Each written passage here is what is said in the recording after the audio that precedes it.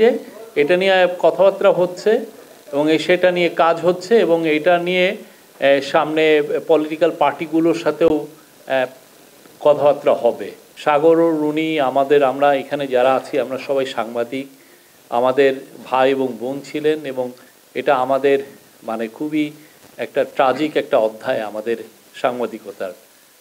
তো আমরা অনেকে আপনারা জানেন যে এটা নিয়ে আমরা সবাই আন্দোলনে ছিলাম, সবাই রাস্তায় ছিলাম, কেউ এখানে এমন কেউ নাই যে তার বিচার চেয়ে আমরা এখানে পথে দাঁড়িয়েছি। তো সাগর রুনির বিষয়ে আমরা বলতে পারি এটা নিয়ে রিওপেন করা হয়েছে। আবার যাদের অনেকে প্রায় 25-30 জন লোককে আমরা নতুন করে কথাবার্তা বলছি, সবগুলো এভিডেন্সগুলো আবার দেখা হচ্ছে।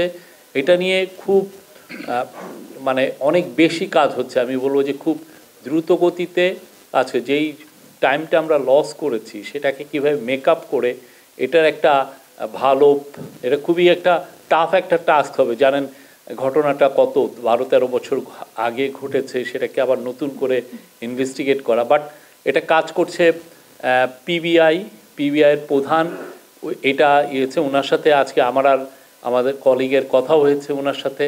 তো আমরা আশা করছি যে এটা নিয়ে ওনারা আরও দ্রুত আরও ভালো কিছু কাজ করতে পারবেন। পিবিআইয়ের একটা বড় জিনিস কি, পিবিআই আপনারা জানেন কিছুদিন আগে ওনারা ইভেন 30 বছর আগের মার্ডারেরও ক্লু ওনারা বের করে ফেলেছেন। এরকম একটা কিছু নিউজ তো আপনারা দেখেছেন। পিবিআইয়ের কিন্তু ওই সক্ষমতাটা আছে। তো আমরা আশা করি, দেখি ওনারা কি, এটা খুবই কষ্টসাধ্য বাট ওনারা এটা নিয়ে প্রচুর শ্রম দিচ্ছেন, আমাদেরকে জানিয়েছেন।